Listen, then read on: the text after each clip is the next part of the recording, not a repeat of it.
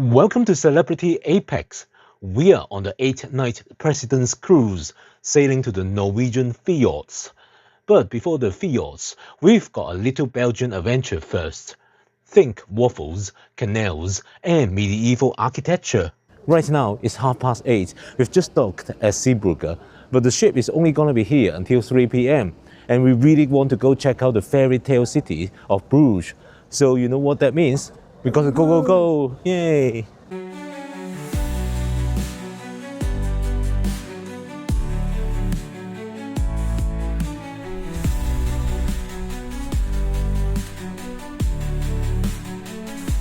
Good morning, fellow travelers, and a big hello from Zeebrugge. This is our first port of call on this 8-night Norwegian Fjords cruise aboard the Celebrity Apex. Today, in this video, I'll be showing you how to get to beautiful Bruges on your own.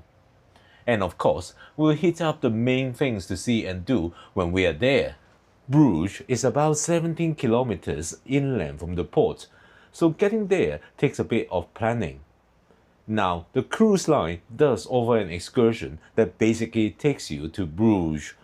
It's super convenient, but that costs at least double of what it would cost us to do it ourselves. And you know we love a good value adventure. The ship, like I said, is only gonna be here from 7 a.m. to 3 p.m. So time is tight. And now it's time to head to the gangway to get off the ship. Now this port is actually a Belgian naval base, so you're not allowed to walk around yourselves, unfortunately. We have to take this port bus just to get to the actual cruise terminal. Right, we made it to the terminal now. It was just a few minutes bus ride. From here, we got a few options to get ourselves to Bruges. So you can take a stroll, about 20 minutes walk over to Zeebrugge Dorp station. And then, cross your fingers and hope the train timings actually work out for you. It's a little bit of a gamble when you are short on time. Second option, you could hop on the coastal tram to a place called Blankenberge. And then you grab a train from there. It's doable, but it feels a little bit fiddly. A little bit too many moving parts for a quick trip, right? And finally, you could pay around 30 euros for return tickets on the Cruise Express shuttle. It takes you directly to Bruges city centre. There's no messing about and no train station stress. And yes, it's a bit expensive. So which one are we going for? Originally, we're going to take the train. However, the service is really patchy on Sunday. And honestly, when you've only got a few precious hours, every single minute counts. So it's gonna be the shuttle. Hello. Hello, good morning. With car, 2 persons? Yeah, 2 persons. These two? We've got the tickets. And your PIN code?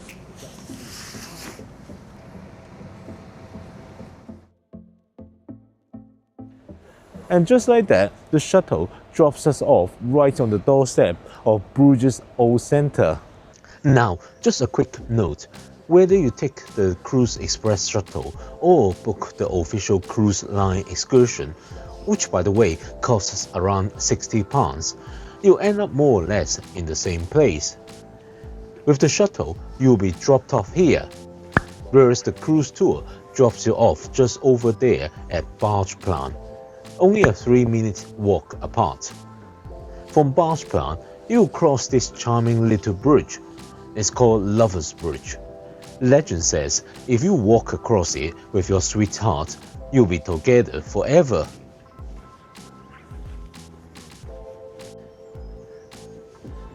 The bridge leads you straight into Mini Water Park, a peaceful green space just on the outskirts of the old town of Bruges.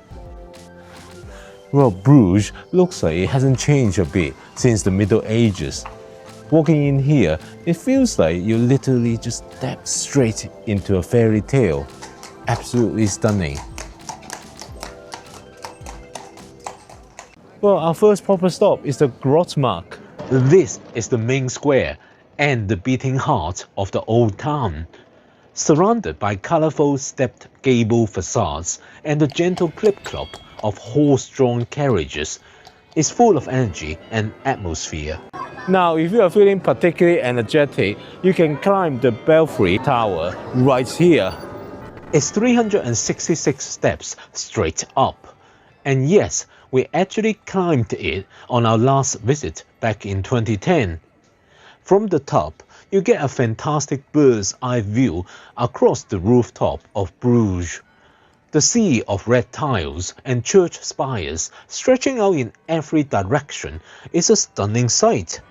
But the ticket is a little bit on the pricey side, 15 euros per person. Wow. Yeah, and given our limited time today, I think we'll be much better off spending the money to do the canals later.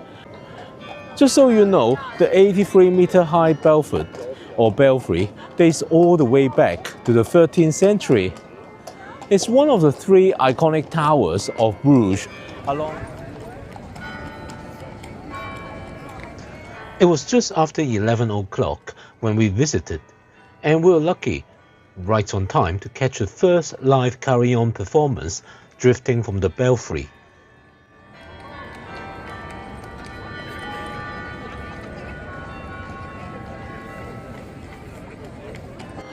That carillon in the tower has no fewer than 47 bells, and Bruges even has its own city carillonneur. How cool is that job title? They actually plays the bells on Wednesdays, Saturdays and Sunday from 11 a.m. to 12. So we just caught the tune. Just a few steps away from the hustle and bustle of the Mark, you'll find Berg Square. Normally it's not quieter here, but today there's a rally of motorcycles. But anyway, it's equally stunning. And here you'll find the Basilica of the Holy Blood. And this year, there's something special happening right here. The Basilica of the Holy Blood, as the name suggests, is most famous for housing a revered relic, a vial said to contain a cloth stained with the actual blood of Christ, brought back from the Crusades. Whether you believe it or not, it's one of the most sacred places in Bruges. This church is also what's known as a Jubilee Church. Normally, during a Jubilee year, which happens every 25 years, Roman Catholics make a pilgrimage to one of the 4 major basilicas in Rome, passing through the so-called Holy Doors as a symbolic act of spiritual renewal. But for those who can't make it to Rome, a few selected churches around the world are given the same status, and this basilica is one of them. From one old church to another, but this one stands out for a completely different reason. Behind me, this is the 13th century Church of Our Lady. It was only reopened in 2015 after extensive renovations. The enormous 115-meter spire can be seen from all over the city. Inside is best known for Michelangelo's Madonna and Child statue, the only such work by Michelangelo to leave Italy during his lifetime. Well, this quaint little bridge here is called Boniface Bridge. It might look like a really old bridge, but actually it's one of the youngest bridges in Bruges. In fact, it was only constructed in the early 20th centuries. The setting here is really romantic and it's really popular with tourists.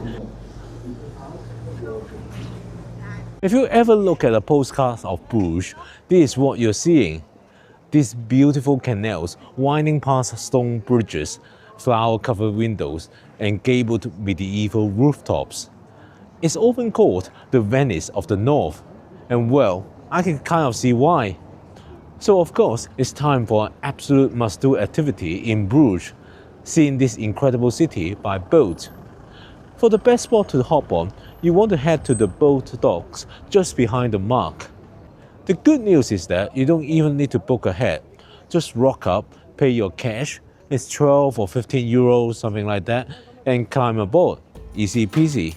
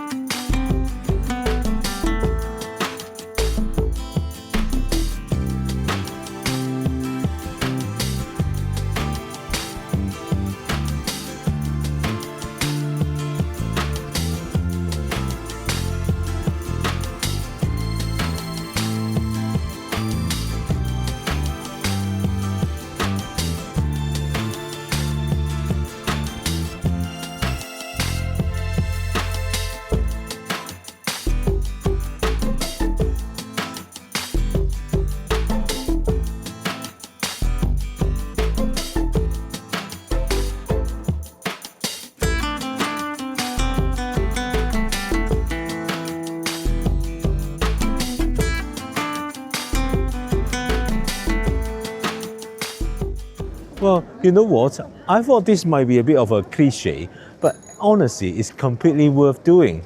You see Bruges from a totally different angle, and it's just fascinating. That was half an hour really well spent. Even if you only have a few hours in Bruges like we do, I'd put this near the top of your list, definitely. Yeah. When in Belgium, eat like the Belgians. Waffles are everywhere, as are the chocolates. But waffles are nothing like what you normally get at home. And we just found one of these shops. Well, actually, we don't really need to find. They're everywhere. And we're gonna order one of these now. Oh, a waffle with whipped cream, please. Yeah, there. Right. Let's try the waffle.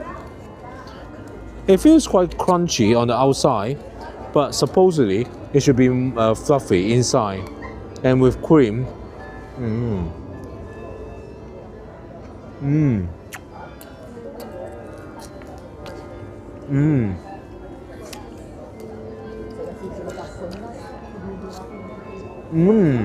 Really good.